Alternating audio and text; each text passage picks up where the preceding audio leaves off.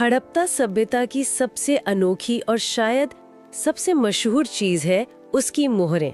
हाँ, वो छोटी छोटी मोहरें। सेल खड़ी पत्थर की बनी हुई, जिन पर जानवरों के इतने शानदार चित्र हैं, और साथ में वो कुछ निशान, एक लिपि जो आज तक हमारे लिए एक पहेली बनी हुई है। यूँ समझिए कि ये उस जमाने का एक तरह का बिजनेस कार्ड या पहचान पत्र जैसा था, जिस पर नाम तो लिखा है पर हम उसे पढ़ नहीं सकते। बिल्कुल।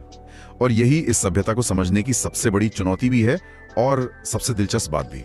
मतलब हमारे हाथ में हजारों पन्नों की एक डायरी है, लेकिन हम उसकी भाषा का एक अक्षर भी नहीं समझ पा रहे। तो हमें एक तरह से जासूस बनना पड़ता है। हाँ, हमें उन सुरागों से कहानी बनानी पड़ती है जो वो लोग अपने पीछे छोड़ गए हैं। मतलब हम सीधे सीधे उनके लिखे शब्दों से नहीं, बल्कि उनके छोड़े हुए सामान से उन्हें समझने की कोशिश कर रहे हैं।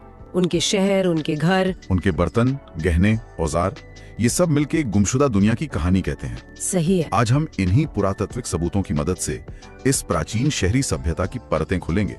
हम देखेंगे कि कैसे मतलब टूटी हुई ईंटों और मिट्टी के बर्तनों से एक पूरे साम्राज्य की कहानी गढ़ी गई है। और ये भी जानेंगे कि कौन से सवाल आज भी बाकी हैं। हाँ, और साथ ही हम उन सवालों पर भी गौर करेंगे जिनका जवाब आज भी खोजा जा रहा है। तो चलिए आज के पुरातत्व जासूस बनकर इस शानदार सभ्यता की दुनिया में उतरते हैं।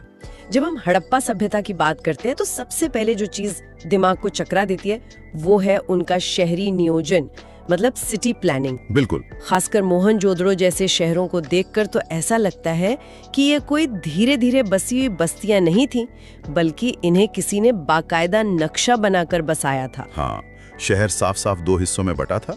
एक छोटा ऊंचा हिस्सा जिसे दुर्ग या सिटाडेल कहते हैं, और एक बहुत बड़ा निचला शहर। और ये प्लानिंग जबरदस्त थी।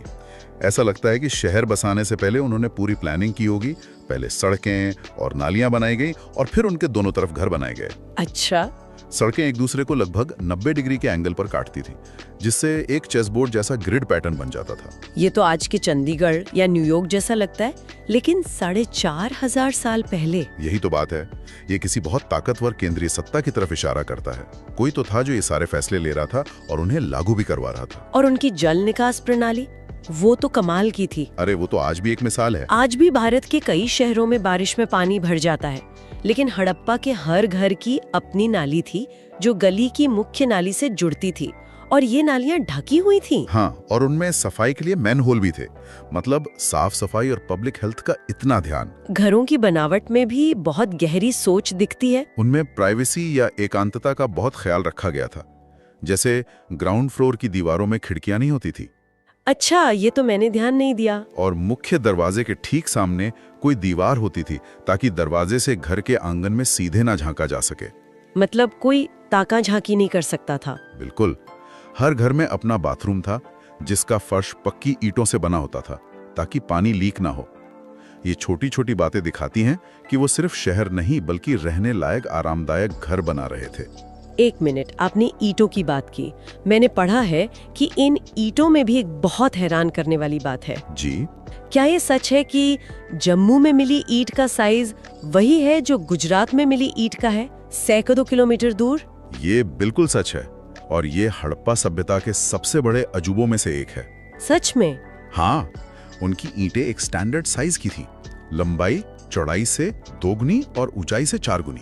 आप सोचिए, हजारों साल पहले बिना किसी मॉडर्न कम्युनिकेशन या ट्रांसपोर्ट के पूरे उत्तर पश्चिमी भारत में एक ही साइज की ईंटें बन रही थी। ये तो वैसा ही है जैसे आज पूरे यूरोप में एक ही बिल्डिंग कोड लागू हो। बिल्कुल।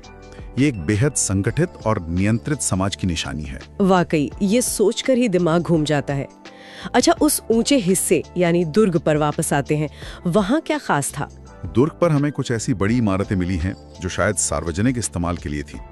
इनमें सबसे मशहूर है मोहनजोदड़ो का विशाल स्नानागार या the great bath. The great bath, हाँ, इसके बारे में तो सुना है। ये एक बहुत बड़ा आयताकार तालाब है जिसके चारों तरफ गलियारा है। इसे जल रोधी बनाने के लिए जिप्सम और वो बिटुमिन यानी डामर का इस्तेमाल किया गया था। अच्छा। इसके एक सिरे पर कुआं भी था जिससे इसमें पानी भरा जाता था। माना जाता है कि ये किसी खास धार्मिक अनुष्ठान या सामूहिक स्नान के लिए इस्तेमाल होता होगा, जो उस समाज के लिए बहुत महत्वपूर्ण रहा होगा। इन शहरों और इमारतों की भव्यता देखकर मेरे मन में ये सवाल आता है कि इन घरों में रहने वाले लोग असल में थे कैसे? मतलब एक आम परिवार की जिंदगी कैसी दिखती होगी? शुरुआत करते हैं सबसे जरूरी चीज से, खाने की मेज पर क्या होता था। ये सवाल बहुत दिलचस्प है और इसका जवाब हमें मिलता है जले हुए अनाज के दानों और जानवरों की हड्डियों से। अच्छा। वे गेहूं, जौ, दाल, सफेद चना और तिल जैसी कई फसलें उगाते थे। गुजरात से हमें बाजरे के दाने भी मिले हैं और वो भेड़, बकरी, भैंस और सूअर जैसे जानवर भी पालते थे। रुकिए, मतलब हम उनका पूरा मेन्यू कुछ जले हुए दानों और हड्डियों के टुकड़ों से दोबारा तैयार कर रहे हैं। ये तो किसी फॉरेंसिक जांच जैसा लगता है। आप इसे आर्कियोलॉजिकल फोरेंसिक कह सकती हैं। आर्कियोबॉटनी और आर्कियोजोलॉजी जैसी शाखाएं इसी पर काम करती हैं। कमाल है। और हमें सिर्फ अनाज ही नहीं, खेती करने के तरीके के भी सबूत मिले हैं। राजस्थान के कालीबंगन में एक जुता हुआ खेत मिला है। पूरा खेत? हाँ, जिसमें हल्की रेखाएं एक दूसरे को समकोण पर काट रही हैं। इससे पता चलता है कि वे एक ही खेत में एक साथ 2 फसलें उगाते थे, जैसे आज भी किसान चने के साथ सरसों उगाते हैं। ये तो बहुत उन्नत खेती का सबूत है। बिल्कुल। अच्छा, तो क्या इस समाज में सब लोग बराबर थे या अमीर और गरीब का फर्क था? जैसे मिस्र में फराओं के मकबरों में तो खजाना दफनाया जाता था, क्या हड़प्पा में भी ऐसा कुछ मिला है? ये एक बहुत अच्छा सवाल है। और मिस्र के पिरामिडों के ठीक उलट हड़प्पा की कब्रों में आमतौर पर बहुत कीमती चीजें नहीं मिली। अच्छा। ज्यादातर कब्रों में कुछ मिट्टी के बर्तन रखे मिले हैं, कुछ में छोटे मोटे गहने भी मिले हैं, जो शायद मृत्यु के बाद जीवन की किसी धारणा की ओर इशारा करते हैं। लेकिन फराओ जैसा कोई दिखावा नहीं है। तो फिर हमें सामाजिक फर्क का पता कैसे चलता है? इसका पता हमें विलासिता की चीजों से चलता है। पुरातत्वविद चीजों को 2 हिस्सों में बांटते हैं, एक उपयोगी और दूसरी विलासिता। ठीक है। जैसे चक्कियां, सुइयां, मिट्टी के बर्तन, ये रोजमर्रा के इस्तेमाल की चीजें हैं और ये लगभग हर जगह मिली हैं। और विलासिता की चीजें वो क्या थी? फायोंस जैसी कोई चीज, मैंने सुना है ये बहुत कीमती मटेरियल था। बिल्कुल सही पकड़ा आपने।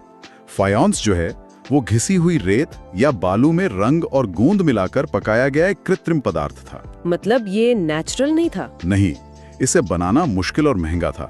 फायोंस से बने छोटे छोटे बर्तन, जो शायद इत्र या कोई कीमती लेप रखने के काम आते थे, वो हमें सिर्फ मोहनजोदड़ो और हड़प्पा जैसे बड़े शहरों से मिले हैं। और छोटी ही बस्तियों से नहीं? छोटी बस्तियों में ये लगभग नहीं मिलते। तो क्या ये फायोंस उस जमाने का डिजाइनर हैंडबैग था जो सिर्फ कुछ खास लोगों के पास होता था? शायद हाँ। ये समाज में मौजूद आर्थिक असमानता का एक साफ संकेत है ना? बिल्कुल। तो ये लोग सिर्फ बेहतरीन शहरी नियोजक और किसान ही नहीं थे, बल्कि कमाल के कारीगर भी थे। हाँ, बहुत ही कुशल कारीगर। और उन्होंने एक तरह से स्पेशलाइज्ड इंडस्ट्रियल टाउन भी बसाए थे। हाँ, चन्हूदड़ो इसका सबसे बेहतरीन उदाहरण है। सिर्फ 7 हेक्टेयर की एक छोटी सी बस्ती जो पूरी तरह से क्राफ्ट प्रोडक्शन यानी शिल्पकारी के काम में लगी थी। अच्छा। वहाँ मन के बनाना, शंख काटना, मोहरे बनाना और धातु का काम होता था। हमें वहाँ से औजारों और अधूरे बने सामान का ढेर मिला है, जो एक फैक्ट्री जैसा माहौल दिखाता है। और ये मन के, मैंने तस्वीरें देखी हैं, वो तो अपने आप में कला का नमूना थे। बिल्कुल।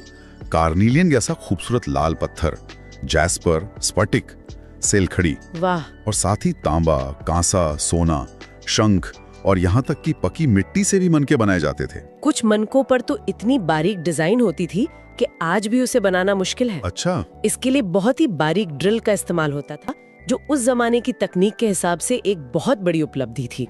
ये सब सुनकर तो लगता है कि उनके पास एक जबरदस्त सप्लाई चेन रही होगी। ये सारा कच्चा माल, पत्थर, धातु, शंख आता कहाँ से था? यहीं पर उनका विशाल व्यापार नेटवर्क सामने आता है। उन्होंने कच्चा माल हासिल करने के लिए बहुत सोच समझकर बस्तियां बसाईं। जैसे शंख के लिए गुजरात के पास नागेश्वर और बालाकोट में, हाँ, जो समंदर के किनारे थे। कीमती नीले पत्थर लाजवर्द मणि के लिए लैपिस लजूली। हाँ, लैपिस लजूली के लिए उन्होंने बहुत दूर अफगानिस्तान के शोरतुगई में अपनी चौकी बना ली। अफगानिस्तान में? जी। तांबे के लिए राजस्थान के खेतड़ी इलाके में और सोने के लिए दक्षिण भारत में अभियान भेजे। मतलब ये सिर्फ अपने आसपास ही नहीं बल्कि पूरे उपमहाद्वीप में फैले हुए थे। जी। लेकिन मैंने सुना है कि उनका व्यापार समंदर पार भी होता था, ओमान तक। हाँ, और ये बहुत ही रोमांचक खोज है। हमें ओमान में एक खास किस्म का बड़ा हड़प्पई मर्तबान मिला है। अच्छा। जिस पर काली मिट्टी की एक मोटी परत चढ़ी है,